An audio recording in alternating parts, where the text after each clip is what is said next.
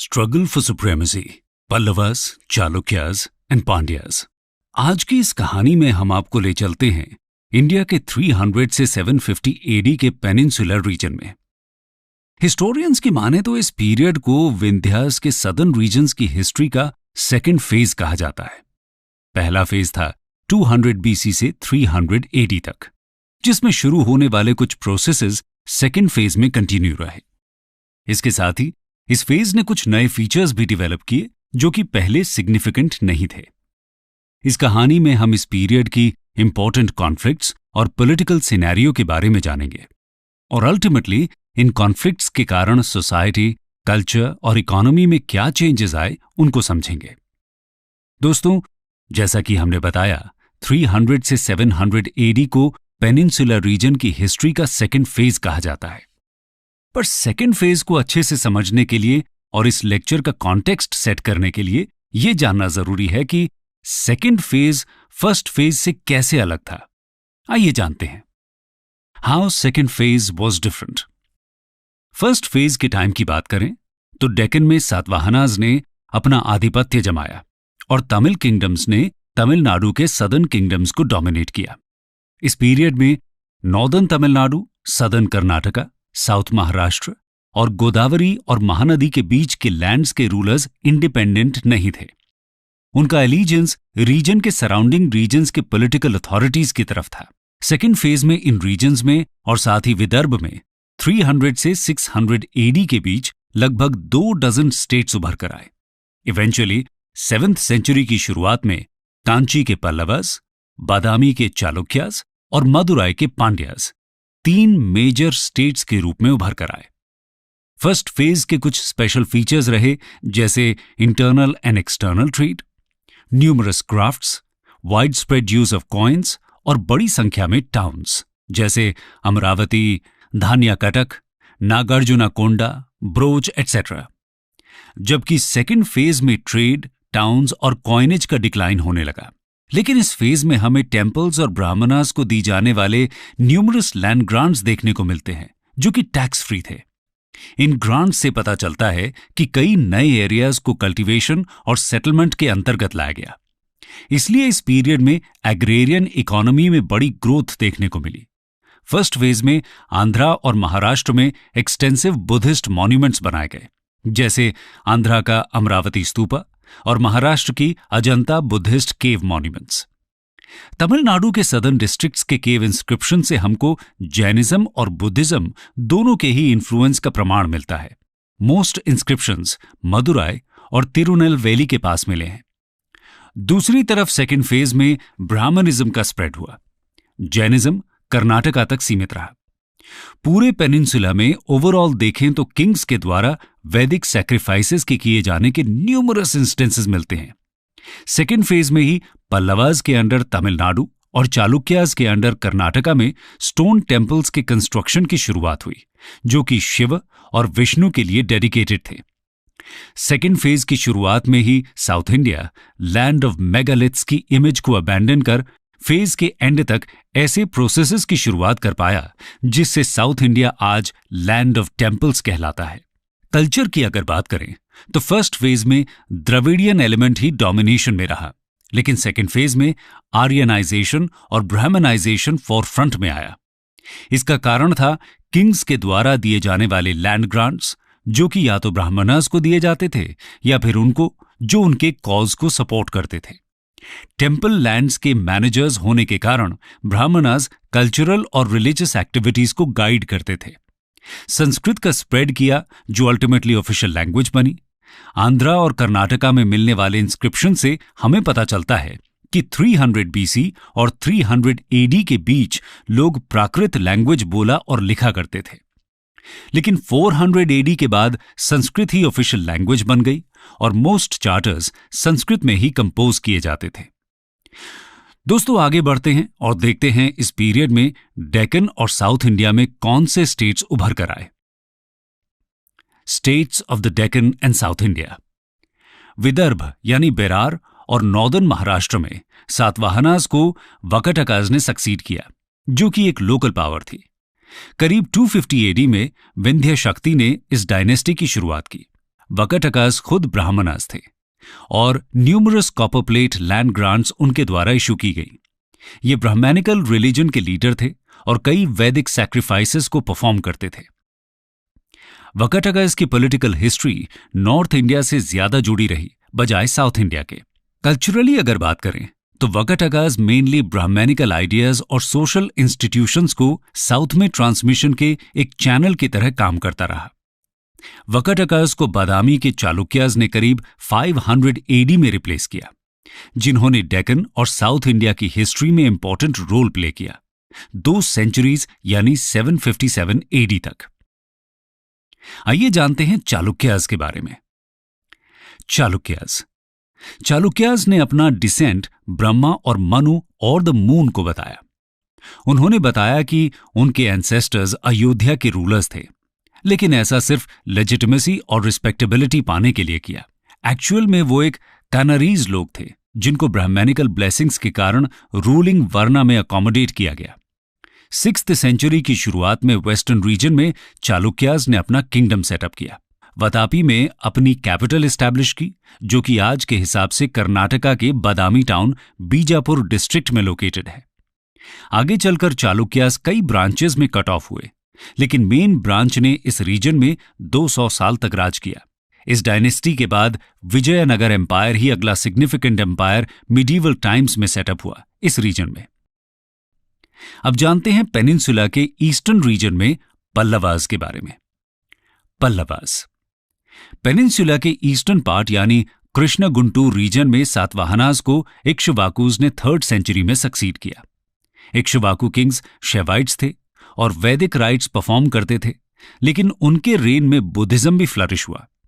Ikshvaku queen's और Kings ने present day Nagarjuna कोंडा और धरनी कोटा में कई मॉन्यूमेंट्स बनवाए। कृष्णा गुंटूर रीजन में इन्होंने ही लैंड ग्रांट्स की प्रैक्टिस को चालू किया, जहां पर उनसे रिलेटेड कई कॉपर प्लेट इंस्क्रिप्शंस मिले हैं। इक्ष्वाकुस को पल्लवास ने 340 एडी में रिप्लेस किया। पल्लवा वर्ड का मीनिंग है क्रीपर, जो कि तमिल वर्ड तोंडई का संस्कृत वर्जन है। पल्लवास एक लोकल ट्राइब थी जिन्होंने तोंडाईनाडु यानी लैंड ऑफ क्रीपर्स में अपनी अथॉरिटी एस्टैब्लिश की, लेकिन कंप्लीटली सिविलाइज्ड और एक्सेप्टेबल बनने में उनको थोड़ा टाइम लगा, क्योंकि तमिल में पल्लवा रॉबर का भी एक सिनोनिम है। पल्लवास की अथॉरिटी सदर्न आंध्रा और नॉर्दर्न तमिलनाडु तक एक्सटेंड हुई। उन्होंने अपनी कैपिटल कांची में सेटअप की, जो कि आज के हिसाब से कांचीपुरम है। उनके रूल में यह सिटी टाउन ऑफ टेम्पल्स और वैदिक लर्निंग के लिए फेमस हुई। अर्ली पल्लवास का कॉन्फ्लिक्ट कदंबा से भी हुआ, जिन्होंने अपना रूल नॉर्दर्न कर्नाटका और कोंकण में 4th सेंचुरी में एस्टैब्लिश किया। कदंबा किंगडम को मयूर शर्मन ने 345 एडी में एस्टैब्लिश किया। इवेंचुअली पल्लवास ने कदंबास को डिफीट तो किया, लेकिन मयूर शर्मन को रॉयल इंसिग्निया यानी एक तरह के रॉयल सिंबल से नवाजा। ऐसा कहा जाता है कि मयूर शर्मन ने 18 अश्वमेध यानी हॉर्स सैक्रिफाइसेस किए और ब्राह्मणास को कई विलेजेस दान में दिए। कदंबास ने अपनी कैपिटल विजयंती और बनवासी में सेटअप की, जो कि आज कर्नाटका के कनारा डिस्ट्रिक्ट में है। पल्लवास की एक और कंटेम्पररी डायनेस्टी थी गंगास, जिन्होंने 4th सेंचुरी में सदर्न कर्नाटका में अपना किंगडम एस्टैब्लिश किया। गंगास के ईस्ट में पल्लवास और वेस्ट में कदंबास थे। यहां यह जानना जरूरी है कि इनको गंगास ऑफ मैसूर या वेस्टर्न गंगास भी बोला जाता है, जो कि 5th सेंचुरी के कलिंग के ईस्टर्न गंगा से अलग हैं। अपने रेन के मोस्ट पार्ट में वेस्टर्न गंगास पल्लवास के फ्यूडेटरीज ही रहे। वेस्टर्न गंगास ने मोस्टली जैनास को ही लैंड ग्रांट्स दिए। सिमिलरली कदंबास ने भी जैनास को लैंड ग्रांट्स दिए, पर उन्होंने ब्राह्मणास को ज्यादा प्रेफर किया। पल्लवास ने मोस्टली ब्राह्मणास को ही लैंड ग्रांट्स दिए, जो कि टैक्सेस और स्टेट को दिए जाने वाले फोर्स्ड लेबर से कंप्लीटली फ्री थे। आइए अब जानते हैं पांड्यास के बारे में। पांड्यास दोस्तों, सदर्न इंडिया के 3 मेन लीनिएजेस थीं, the Cholas, the Cheras and the Pandyas.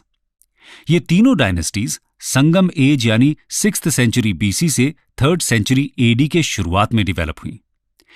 Pandyas ने अपनी रेन में पीरियोडिकली कई उतार चढ़ाव फेस किए। 3rd सेंचुरी एडी में कालाभ्रा रिवोल्ट के चलते इनका डिक्लाइन हुआ। कालाभ्रा रिवोल्ट के खत्म होने के बाद किंग काडुनगोन की लीडरशिप में 6th सेंचुरी एडी में फिर से इनका राइज हुआ। इन्हीं को मिडीवल पांड्याज भी कहा जाता है। पांड्याज का पहला मेंशन ग्रीक हिस्टोरियन मेगास्थनीज से मिलता है।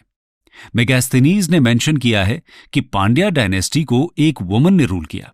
ये पांड्याज के मेट्रियार्कल इन्फ्लुएंस को दर्शाता है। इंडियन पेनिनसुला के सदर्न मोस्ट और साउथ ईस्टर्न पोर्शन पर पांड्याज ने राज किया। मदुराई इनकी कैपिटल थी। 1st सेंचुरी एडी में तमिल एकेडमीज में कंपाइल हुए संगम लिटरेचर में पांड्याज का मेंशन देखने को मिलता है। इस लिटरेचर की माने तो स्टेट बहुत ही वेल्थी और प्रॉस्परस था। पांड्या किंग्स का ट्रेड रोमन एम्पायर से था और रोमन एम्परर ऑगस्टस के कोर्ट में एम्बेसडर्स भी भेजे गए। ब्राह्मणास ने इनके रूल में कंसिडरेबल इन्फ्लुएंस एंजॉय किया और पांड्या किंग्स भी वैदिक सैक्रिफाइसेस परफॉर्म करते थे। तो दोस्तों, ये तो बात हुई 300 से 700 एडी यानी सदर्न इंडिया के सेकेंड हिस्टोरिकल फेज में रूल कर रहे 3 किंगडम्स की, जो थे Chalukyas of Badami, Pallavas of Kanchi और पांड्याज ऑफ मदुराई। आगे बढ़ते हैं और जानते हैं इन किंगडम्स के बीच कॉन्फ्लिक्ट्स के बारे में। Conflicts between the 3 kingdoms. इस पीरियड में पेनिनसुला इंडिया की पॉलिटिकल हिस्ट्री का सबसे मेन इंटरेस्ट रहा 6th से 8th सेंचुरी के बीच होने वाली पल्लवाज ऑफ कांची और चालुक्याज ऑफ बादामी के बीच होने वाली सुप्रेमेसी की लड़ाई। पांड्याज, जो कि मदुराई और तिरुनेलवेली के रूलर थे, ने यह लड़ाई ज्वाइन की एज अ पुअर थर्ड। इस कॉन्फ्लिक्ट में इनका कोई सिग्निफिकेंट रोल नहीं था। भले ही पल्लवाज और चालुक्याज ब्राह्मणिज्म को पेट्रोनाइज करते थे, लेकिन दोनों के बीच प्लंडर, प्रेस्टीज और टेरिटोरियल रिसोर्सेज के लिए क्वारल होता ही रहता था।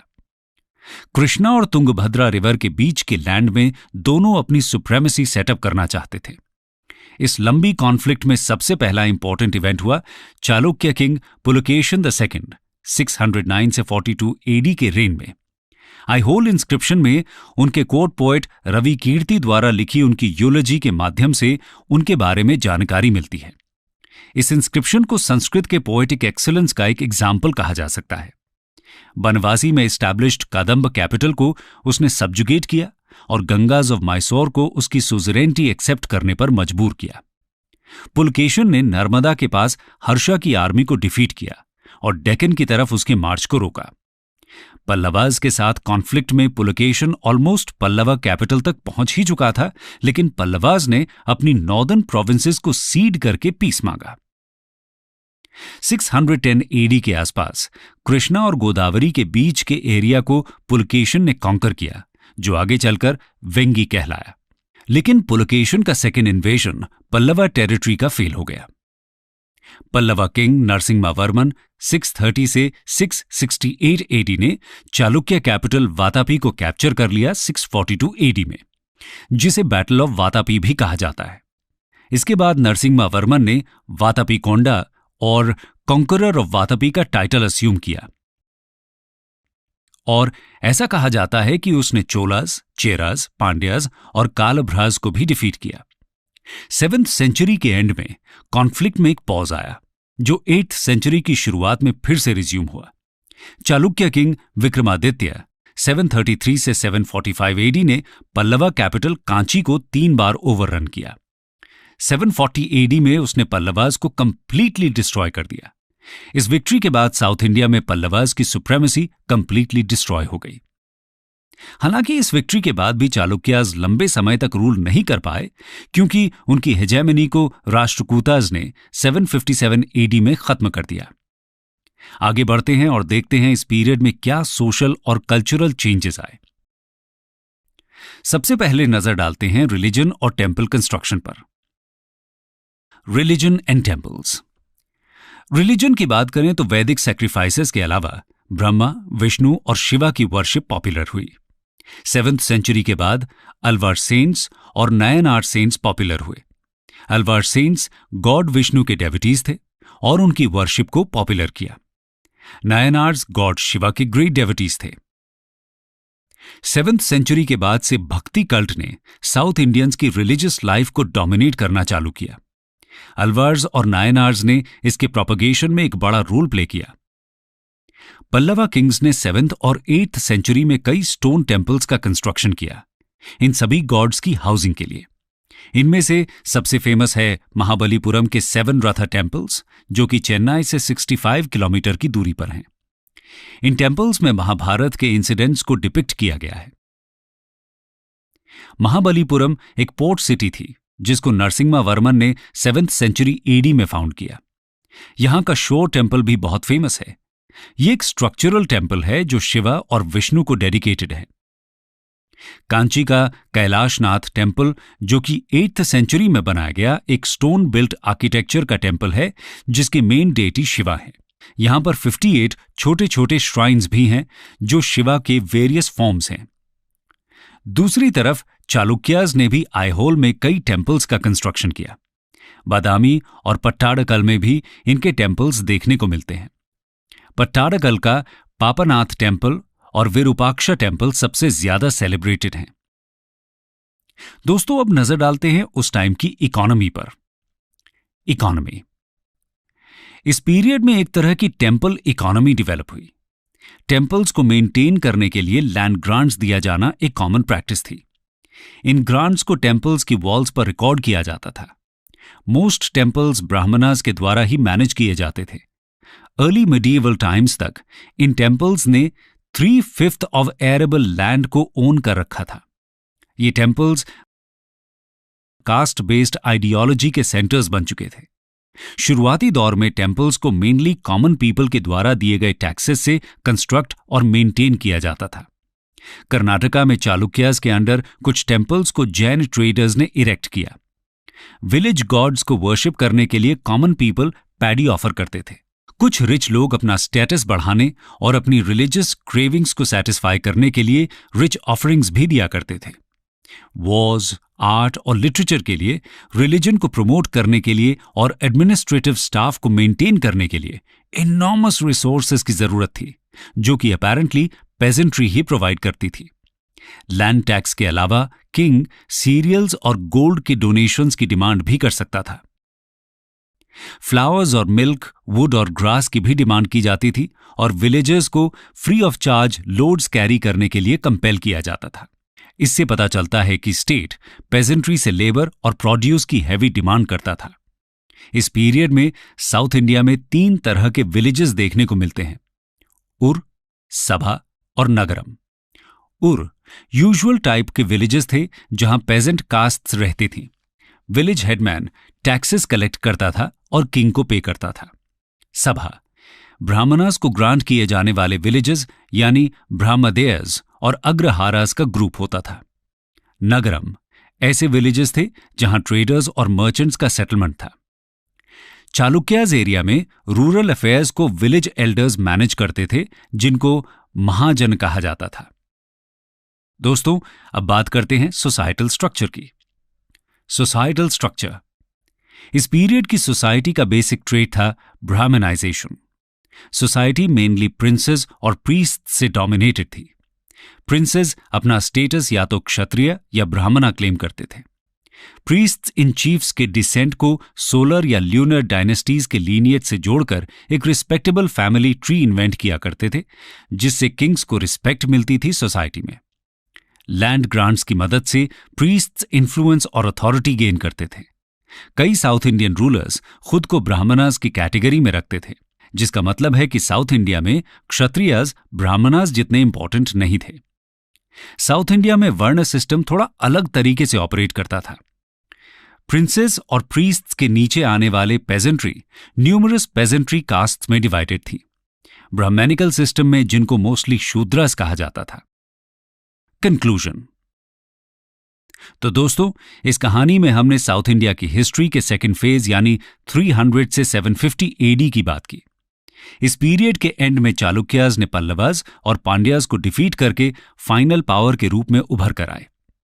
हमने देखा किस तरह से इस पीरियड में सोसाइटी का ब्राह्मणाइजेशन हुआ और जाना कि यहां का हायरार्किकल स्ट्रक्चर नॉर्थ इंडिया से किस प्रकार डिफरेंट रहा।